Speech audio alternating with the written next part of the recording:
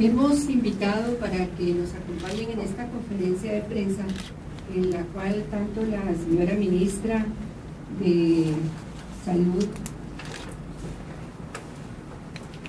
y su servidora estamos interesados en dar a conocer a los medios de comunicación y por consiguiente por su medio a la población en general las condiciones que prevalecen en este momento como consecuencia de una demanda que se planteó por el Sindicato General o Nacional de Trabajadores del Ministerio de Salud Pública y Asistencia Social ante el Juzgado Séptimo de Trabajo y Previsión Social.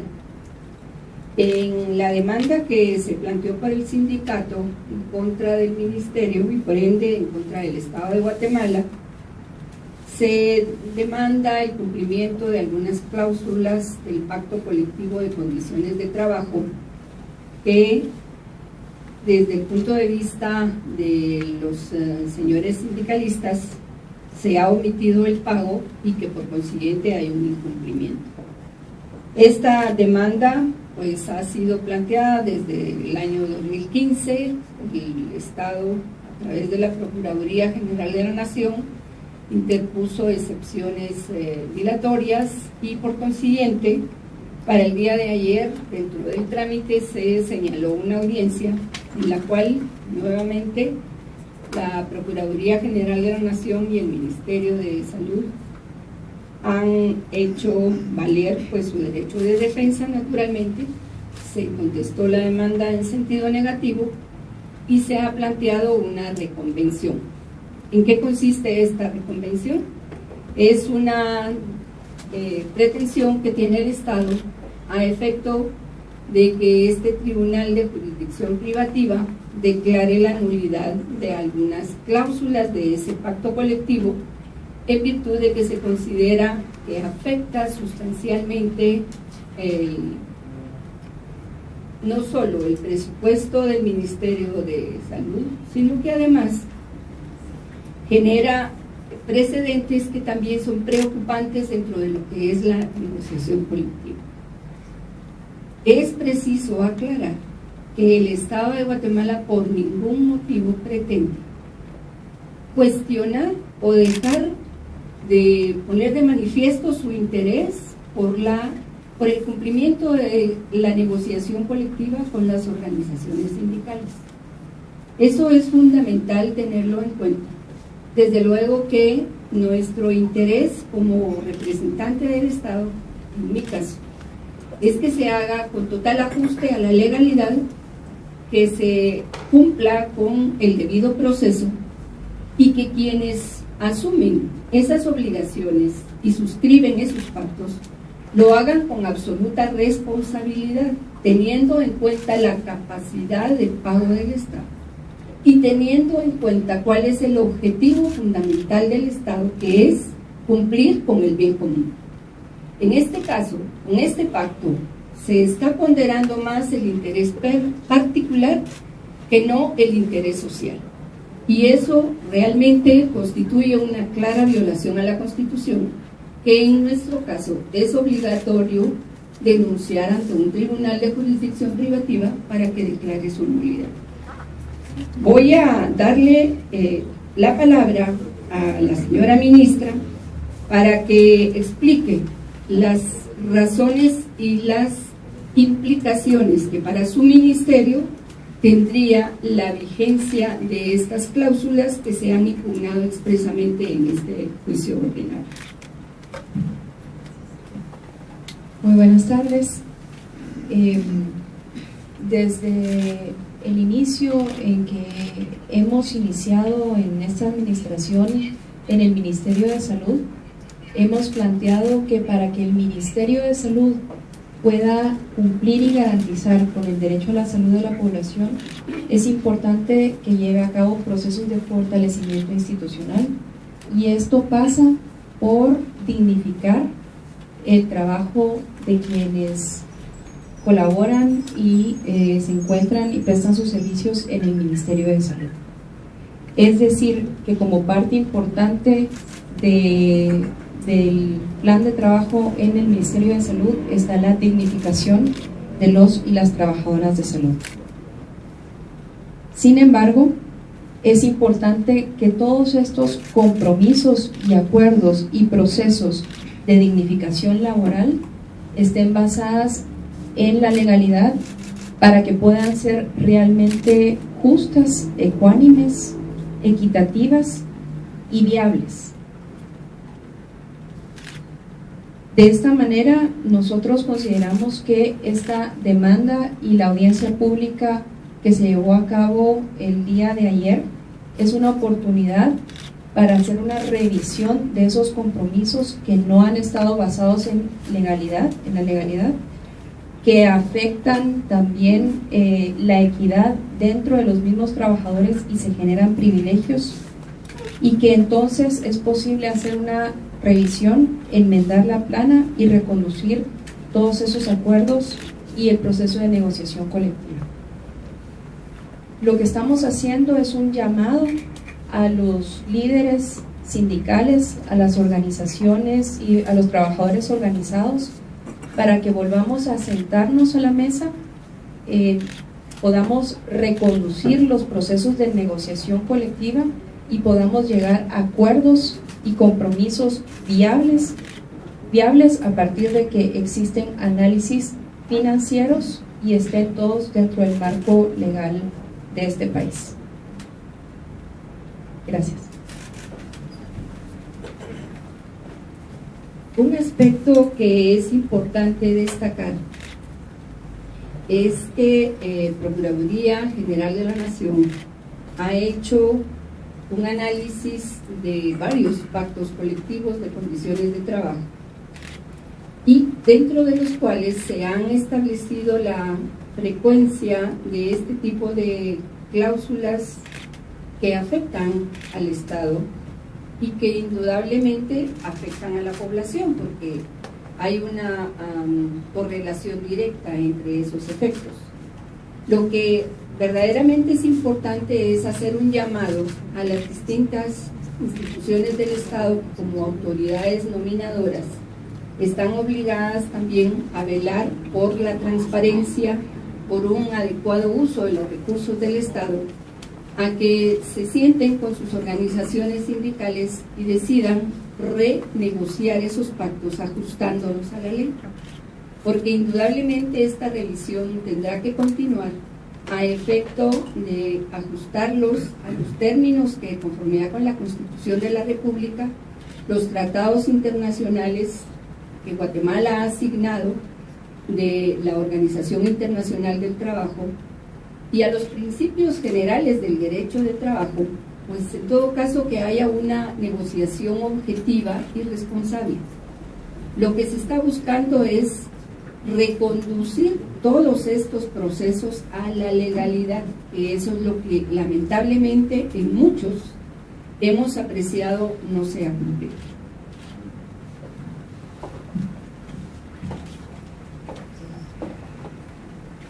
Vamos a abrir un espacio para preguntas. Nos indican por favor el medio y a quién va dirigida su pregunta. Jennifer Marroquín, de Nuestro Diario. Usted plantea de que ya hay análisis presupuestarios en relación a cuánto les afecta el cumplir con estos pactos colectivos. ¿De cuánto estamos hablando hasta el momento? ¿De cuánto es que le cuesta al ministerio cumplir con esos pactos? ¿Y cuánto es que realmente debería ascender esa parte presupuestaria para el ministerio? En este momento se están haciendo cálculos nuevos sobre el costo de las diferentes cláusulas que se encuentran en el pacto colectivo, lo cual expresa que cuando se negociaron estas cláusulas en el 2013 no hubo análisis financieros.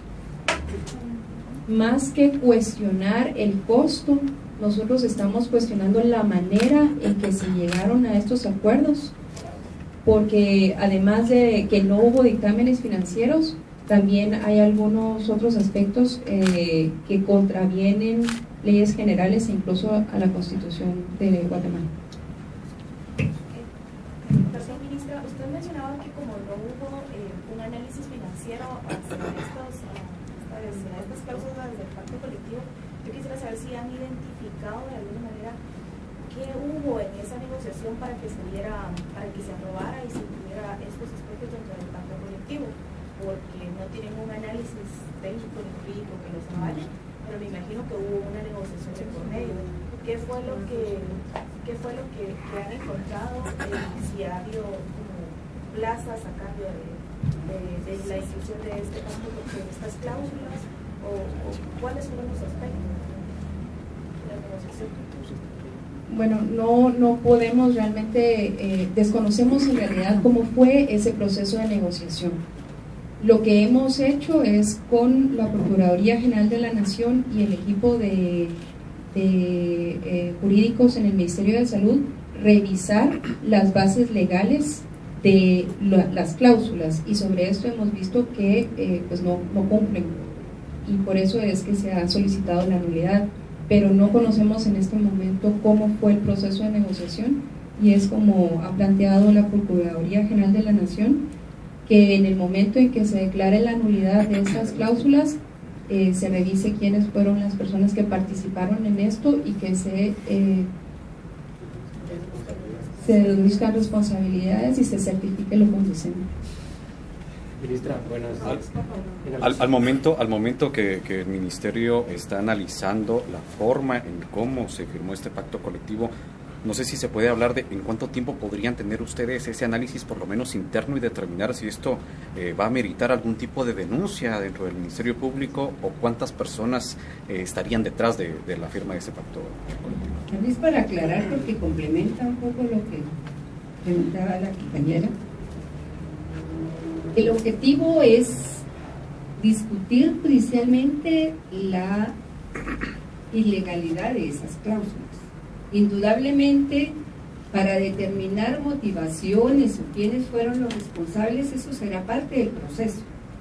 Y si como consecuencia de lo que se determine, el tribunal llega a establecer que hubo dolo o que hubo una irresponsabilidad en el cumplimiento de deberes, pues naturalmente está obligado a certificarlo conducente, y eso es parte de lo que se ha pedido, que al dictar sentencia se determine la responsabilidad de quienes signaron estos pactos, y en todo caso que se certifique lo conducente para que el Ministerio Público, en cumplimiento de su función investigadora, pues determine quiénes son los responsables, cuál es su nivel de responsabilidad, qué tipo de delitos, en fin, eso es algo que atañe a otra institución.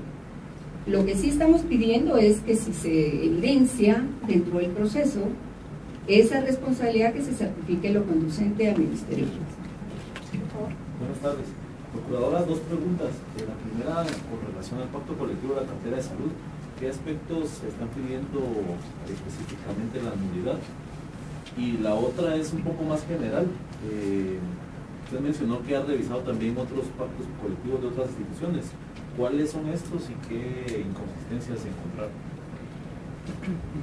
Para darle respuesta a su primera pregunta, los artículos que se señalan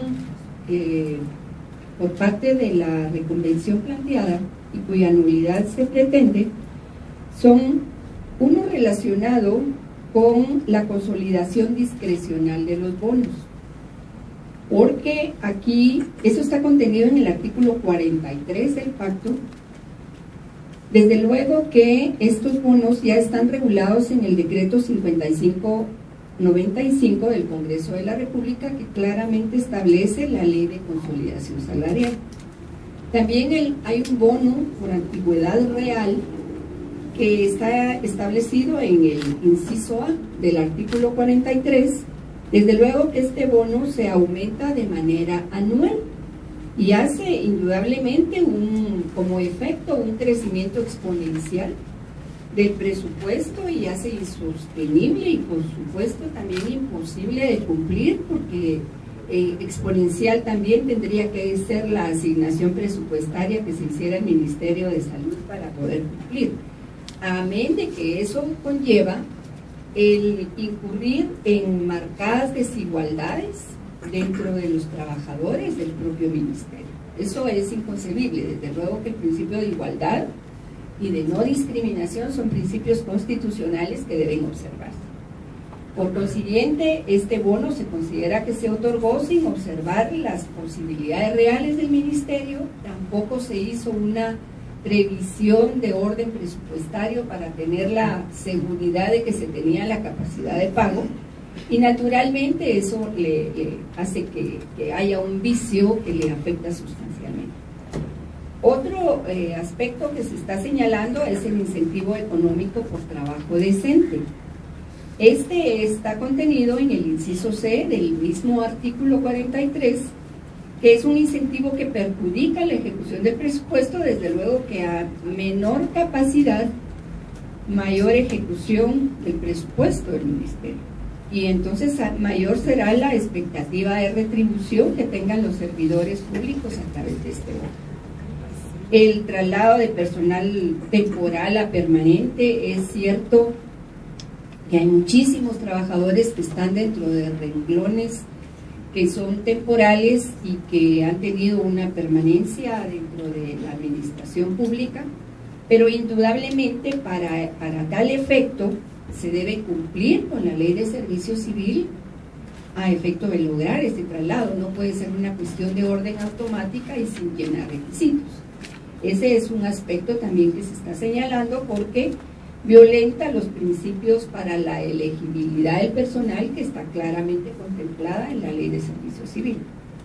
El otro tema que se impugna es el reglamento de viáticos porque este está contenido en el numeral 3 del artículo 43 del pacto, porque debido a esa facultad que se establece en esta norma de establecer escalas y montos de viáticos,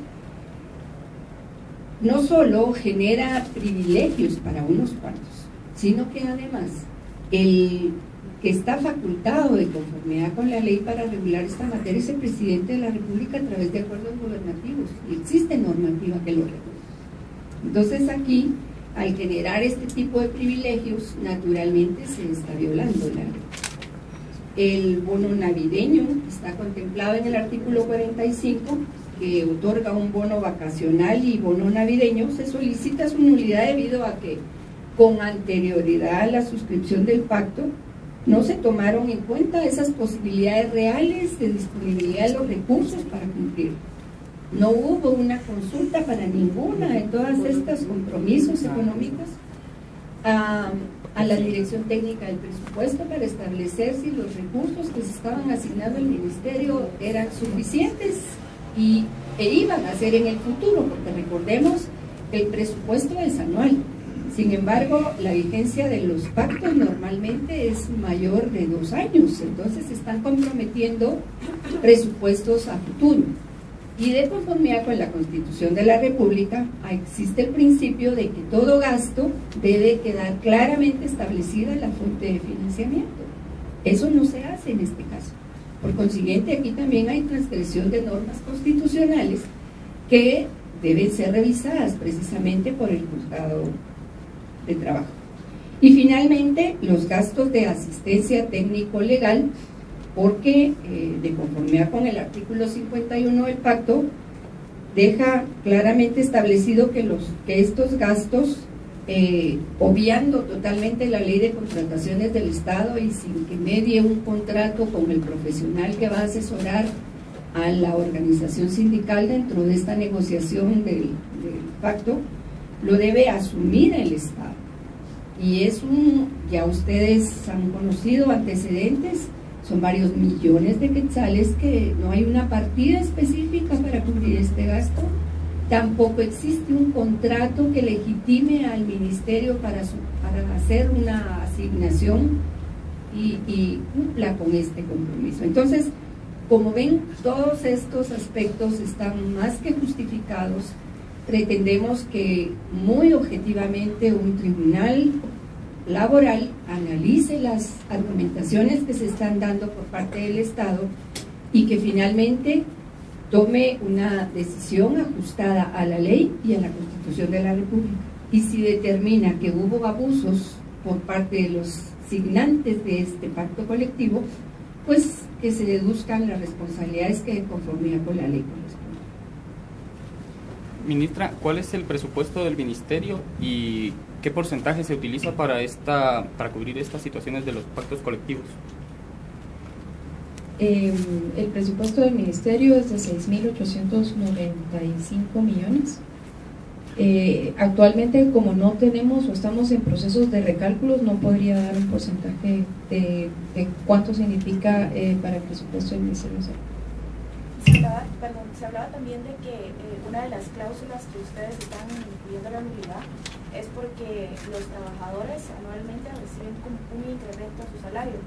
La pregunta es, ¿hasta cuánto llegó a ganar un trabajador del Ministerio de Salud con esta cláusula del pacto colectivo? En ese aspecto, la información y las estimaciones o cálculos que hemos hecho es sobre el bono por antigüedad real. Lo que ocurrió es que en cuanto se inicia digamos, entra en vigencia el pacto colectivo, durante 23 meses no se hizo el pago de la diferencia del bono por antigüedad real, y el Ministerio de Salud actualmente tenía, bueno, hasta el año 2015 tenía una deuda de 23 meses. Fue a finales o en el año 2015 que se procede a hacer un pago de esos 7 meses y nos deja esta administración con una deuda supuestamente de 16 meses. Cuando se han hecho los cálculos de cuánto se le debería a una persona y a otra, tenemos deudas de algunos que ascienden a casi 150,000 quetzales, mientras que hay otras que ascienden a menos de 50 quetzales. Esto lo que muestra es que este bono, en la medida en que va aumentando el tiempo, genera inequidades, porque las personas que más ganan, ganarían mucho más, mientras que las que menos ganan, ganarían muy poco por este bono. Ministra, ¿para cuándo hay fecha de continuación en el juzgado de este caso? ¿Cuándo pudieron conocerse nuevos avances?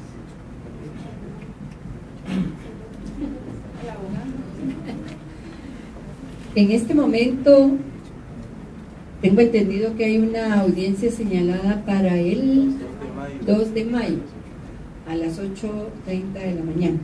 En esa ocasión se resolverá una excepción dilatoria que fue interpuesta por el sindicato, y naturalmente se tendrá que resolver también sobre la reconvención mundial.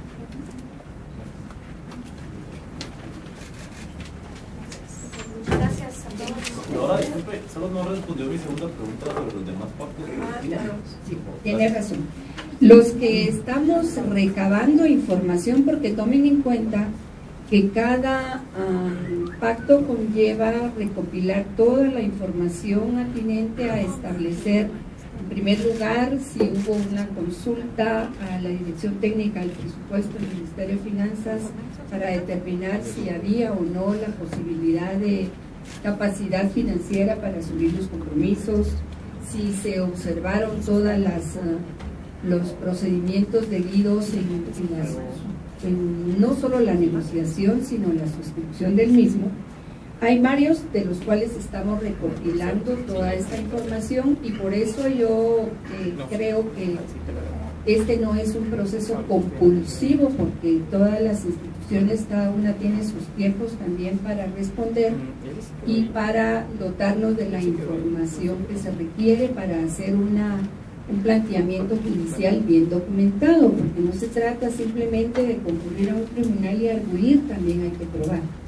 Los que estamos revisando en este momento es el del Ministerio de Economía, la Tipografía Nacional y el Congreso de la República, que en su momento habíamos hecho también ya una solicitud de información que nos permita precisamente sustentar estos casos. Hay otros que vienen en cola, pero lo que, insisto, se ha hecho el llamado a las autoridades nominadoras es entrar en un proceso de renegociación que pondere indudablemente la negociación colectiva en términos de responsabilidad y de legalidad. Perdón, procuradora, ya para finalizar, ¿cuántas son las cláusulas en total que se busca sean declaradas? En este caso son 4 artículos, en el caso particular del Ministerio de Salud Pública. Más o menos en 4 y 5 son los pactos que hemos revisado, porque lamentablemente se repiten este tipo de prácticas, este tipo de concesiones que en un momento dado son los que finalmente le están causando mucho daño al Estado en términos de la asignación de recursos a funcionamiento, afectando el destino de recursos para inversión.